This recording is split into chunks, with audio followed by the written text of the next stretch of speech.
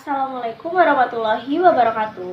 Halo semuanya, apa kabar? Pada kesempatan kali ini, kami dari kelompok 7 komunikasi interpersonal berkesempatan untuk menyampaikan hasil diskusi kelompok kami yang berjudul Teknik dan Prinsip dalam Komunikasi Pendidikan Anak Usia Dini.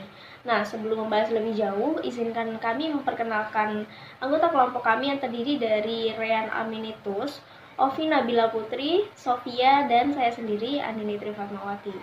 Nah, untuk pemaparan materi yang pertama akan disampaikan oleh rekan saya, Reyan Aminitus.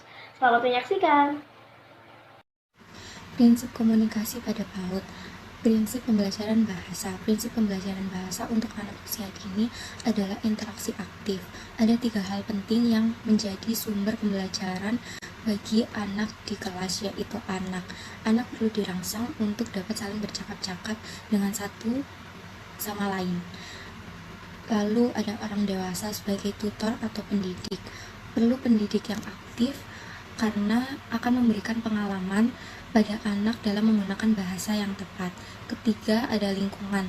Lingkungan tempat anak itu berada yang harusnya merupakan lingkungan yang aktif, yaitu lingkungan yang kaya dengan bahasa. Bentuk masalah komunikasi pada PAUD.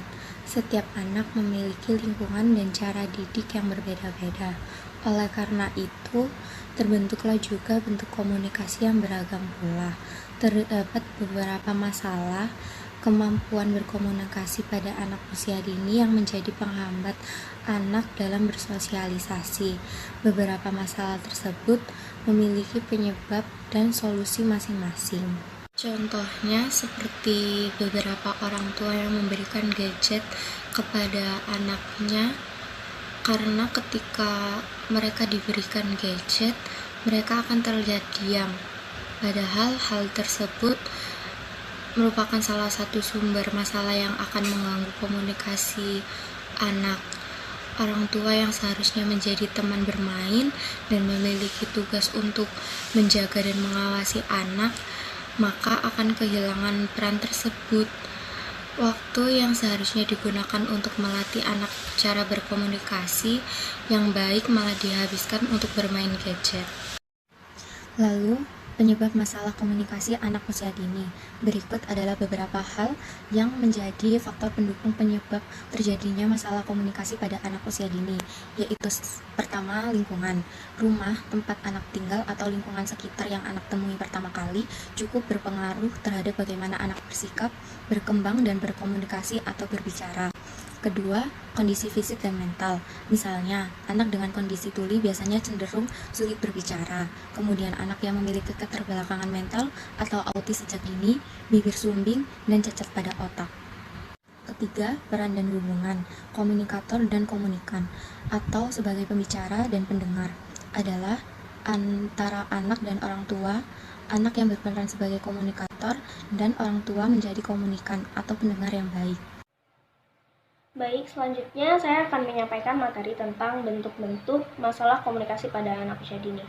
Nah, sebenarnya ada apa saja sih yang menjadi masalah-masalah komunikasi pada anak usia dini? Kita akan membahasnya satu persatu ya.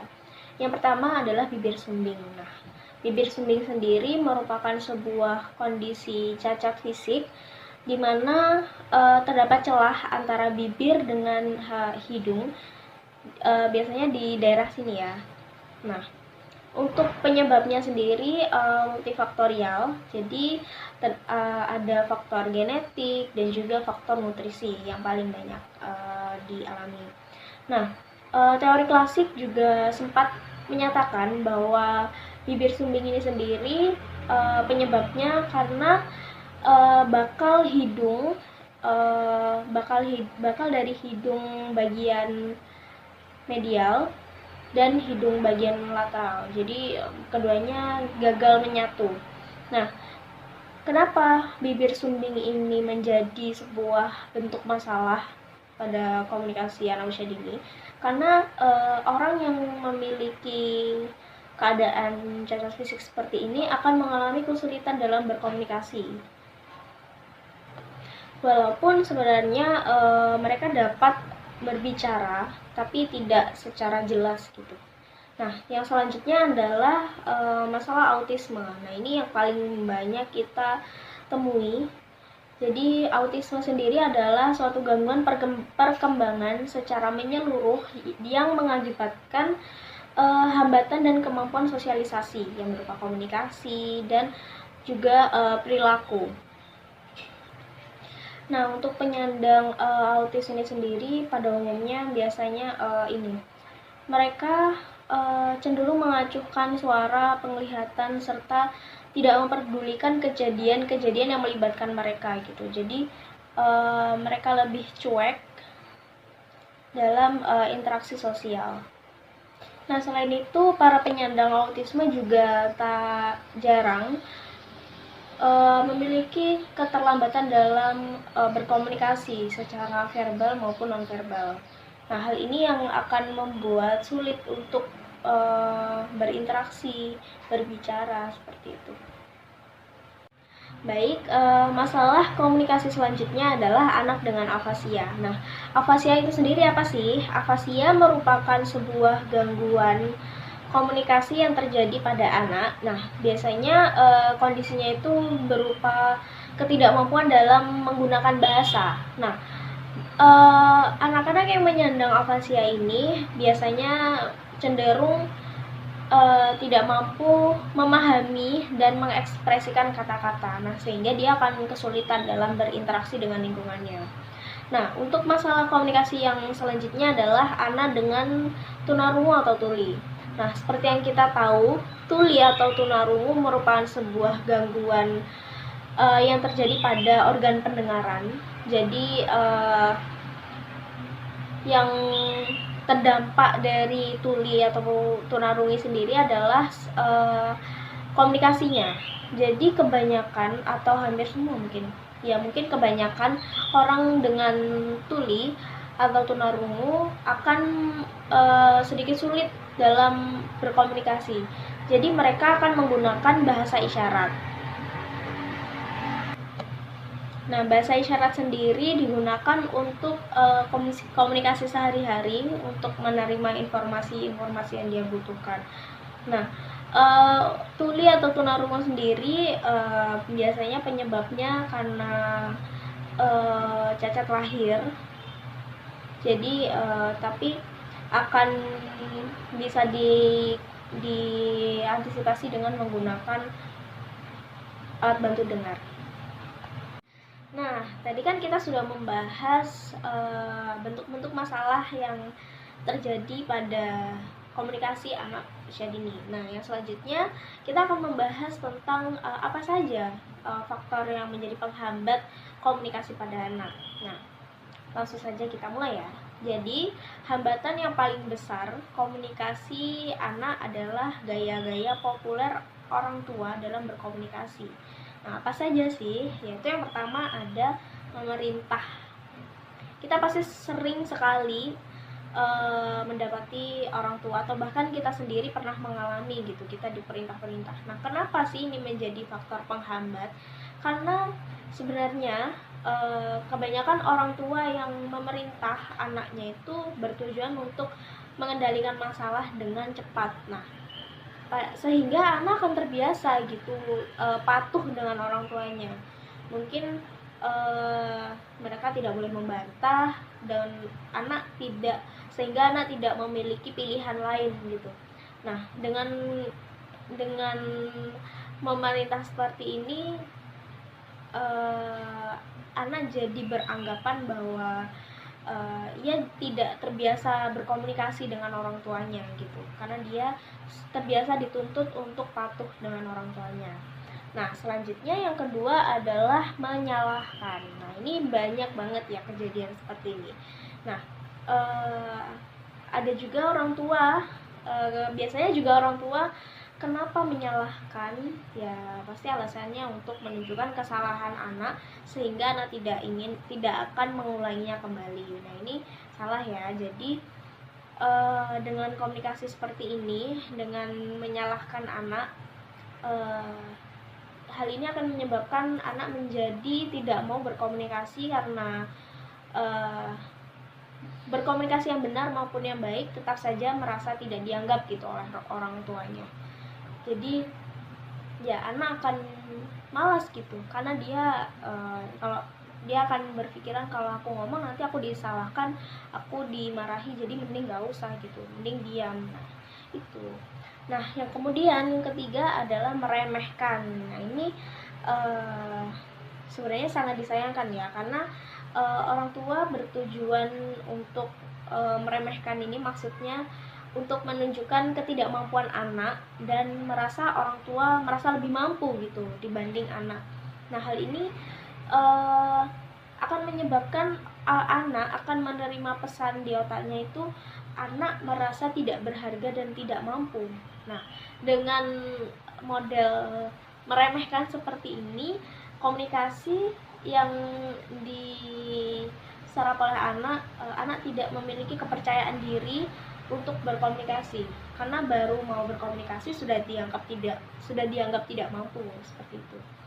Nah yang selanjutnya adalah membandingkan. Nah ini yang paling sering dan sangat menjengkelkan bagi seorang anak sendiri, karena kita pastinya pernah gitu kan dibanding-bandingkan dengan anak tetangga atau teman-teman kita yang lebih mampu dari kita gitu. Nah tujuan orang tua membandingkan anak itu sendiri biasanya orang tua ingin memberi motivasi kepada anak, kayak misalnya itu tuh si A tuh anaknya si ibu itu, dia loh kemarin peringkat 1, masa kamu enggak. Nah sebenarnya itu tuh menurut orang tua itu merupakan sebuah motivasi gitu, mungkin agar anaknya tuh termotivasi, wah aku juga harus peringkat 1 nih, padahal tidak semua anak akan berpikiran seperti itu. Nah dengan model komunikasi seperti ini anak akan merasa tidak berharga gitu, jadi dia akan merasa dirinya tuh rendah seperti itu. Jadi stop membanding-bandingkan. Nah yang kelima adalah mengancam. Ya jadi mengancam ini sendiri orang tua biasanya bertujuan untuk biar anaknya tuh nurut gitu, kayak gini, kalau kamu nggak belajar nanti mama cubit gitu, atau nanti mama nggak bolehin kamu main seharian. Nah, itu kan tidak baik gitu sebenarnya, karena anak akan menjadi takut untuk berkomunikasi dengan orang tuanya gitu, karena dikit-dikit diancam, jadi anak akan merasa takut gitu. Nah kemudian yang terakhir adalah membohongi. Nah membohongi di sini yang dimaksud yang ditujukan oleh orang tua untuk menjadi gampang dan mudah serta anak tidak bertanya-tanya lagi gitu. Nah tapi pesan yang diterima oleh anak kan semua orang dewasa tidak dapat dipercaya dan mereka semua bohong gitu. Itu yang akan masuk di pemikiran anak gitu. Jadi ya kita nggak usah bohong lah gitu. Nah komunikasi model ini seperti ini juga menciptakan anak suka berbohong karena melihat orang tuanya. Jadi kayak misalnya dibohongin gitu sama orang tuanya ya, si anak menanyakan ini karena orang tuanya malas menjelaskan, jadi ya udahlah dibohongin aja biar cepet diem gitu. Nah hal ini yang akan menyebabkan anak kemudian tahu kenyataannya, lalu akan berpikir, wah orang tuaku aja bohong, masa aku gak bisa gitu. Nah ini yang akan menjadi efek kurang baik bagi anak. Nah ya sudah habis. Nah tadi merupakan penjelasan tentang penghambat komunikasi pada anak. Nah yang selanjutnya akan disampaikan oleh rekan saya. Terima kasih. Aristoteles pernah berpendapat bahwa komunikasi itu dibangun oleh 3 unsur yang fundamental, yaitu yang pertama sumber komunikasi, dan yang kedua materi pembicaraan yang dihasilkan atau pesan, yang ketiga orang yang mendengarkannya atau komunikan. Dan faktor-faktor yang mempengaruhi komunikasi persuasif adalah seorang komunikator yang mempunyai kredibilitas tinggi, yang pertama. Dan yang kedua, pengertian dan kesinambungan. Oleh karena itu, pesan haruslah masuk akal agar dapat diterima oleh seorang komunikan yang sebenarnya belum dipahami sama sekali olehnya. Dan yang ketiga, pengaruh lingkungan, karena pengaruh lingkungan akan memberikan atmosfer yang dapat mempengaruhi pola pikir. Saat mempelajari komunikasi persuasif. Komunikasi persuasif ini sangatlah menguntungkan jika seorang komunikator memiliki teknik ini, karena teknik ini merupakan teknik yang dapat mempengaruhi psikis seorang ketika mendengar pesan dari komunikator yang menggunakan teknik komunikasi persuasif. Dan yang kedua, tujuan komunikasi persuasif. Yang pertama, perubahan sikap atau attitude. Dan yang kedua, perubahan pendapat atau opinion. Dan yang ketiga, perubahan perilaku atau behavior. Dan yang ketiga, perubahan sosial atau social change. Teknik komunikasi persuasif pada PAUD.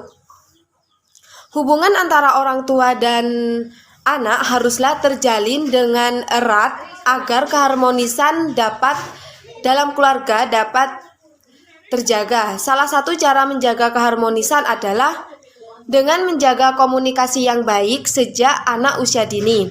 Dengan tahapan-tahapan komunikasi yang baik sejak usia dini akan menguatkan hubungan antar keluarga. Perlu beberapa teknik dalam melakukan komunikasi yang baik dengan anak usia dini. Berikut adalah teknik komunikasi dengan anak usia dini. 1. Menggunakan kata saya dibandingkan kamu. Salah satu teknik yang perlu diubah dalam komunikasi yang baik dengan anak adalah dengan membiasakan menggunakan kata saya dibandingkan kamu. Misalnya saja, ketika ingin melarang anak membuang sesuatu sembarangan, maka sebaiknya katakan, saya akan marah jika ada orang yang buang sampah sembarangan karena itu akan mengurangi lingkungan. 2. Bercanda. Pada masa ini, anak harus lebih banyak bermain dibandingkan belajar karena untuk mengasah kemampuan otak. Maka dari itu, dalam berkomunikasi harus menambahkan candaan agar ia lebih mudah menerima. Sering bercanda dapat membuat anak lebih nyaman dalam berkomunikasi. Mengajarkan menambah kosakata. Anak usia dini biasanya hanya memiliki beberapa kosakata dalam pembicaraannya. Hal ini disebabkan ia baru belajar bahasa yang digunakan sehari-hari. Salah satu manfaat komunikasi dua arah ini adalah bisa membantu anak untuk menambah kosakata yang ia punya dengan banyak mendengar dan memperhatikan setiap perkataan. 4. Menggambar. Anak usia dini memiliki imajinasi yang sangat kuat sehingga anak jauh lebih mudah menyampaikan pesan jika kita menggambarkan isi dari pesan itu. 5. Banyak bertanya. Anak usia dini sangat senang bercerita, maka dari itu seringlah bertanya pada anak tentang apapun itu, mulai dari kegiatan sehari-hari, apa yang dia sukai, apa yang dia makan, dan banyak topik lain yang bisa kita tanyakan. 6. Jadilah pendengar yang baik. Egoisme yang ada dalam diri anak usia dini harus diimbangi dengan banyak mengalah. Salah satunya dalam berkomunikasi. Ketika ia berbicara, harus mendapatkan banyak perhatian dari sang pembicara dan tatap wajahnya ketika kita berbicara. 7. Memuji. Salah satu bentuk komunikasi yang sangat disukai anak adalah pujian. Dengan memuji suatu hal yang baik, maka akan memberikan penghargaan yang tinggi kepada anak. Ia pun akan lebih bersemangat untuk melakukan berkomunikasi antar pribadi yang lebih baik lagi. 8. Sering menemani. Teknik dalam komunikasi yang bijak dengan anak usia dini bukan hanya tentang berkomunikasi, atau berbicara, tetapi usahakan agar berkomunikasi secara langsung atau menemani ia bermain. 9. Jangan memulai kebohongan. Anak usia dini memiliki daya ingat yang sangat kuat sehingga kita harus berhati-hati dalam berkata, termasuk soal kebohongan. Jangan memulai kebohongan kepada anak usia dini sejak masih kecil, justru akan ditiru oleh anak itu nanti. 10. Jangan pernah membentak. Anak usia dini merupakan masa di mana kesabaran kita diuji dalam mengajarkan komunikasi. Jangan membentak anak jika ia membuat kesalahan. Beritahulah ia mengapa melarangnya untuk melakukan sesuatu. 11. Tatap matanya saat berbicara. Biasakan untuk menatap mata anak ketika berbicara untuk membangun komunikasi visual yang baik. Selain membuatnya fokus pada apa yang dibicarakan, menatap mata saat berbicara mengajarkan mengetahui etika komunikasi untuk berperilaku sopan ketika berbicara dengan orang lain. 12. Hindari membandingkan dirinya dengan orang lain. Sebagai orang tua, menganggap bahwa hal ini akan memotivasi anak untuk menjadi lebih baik. Tapi faktanya justru akan membuat anak menjadi minder dan tidak percaya diri. Maka dari itu sebisa mungkin hindari membandingkan anak dengan anak yang lain karena karakter dan perkembangan setiap anak itu berbeda. Strategi penerapan komunikasi pada PAUD. Dalam menyusun strategi komunikasi yang efektif perlu diperhatikan oleh semua unsur komunikasi yang berkomunikasi secara lisan. Di antaranya 1. Penggunaan istilah.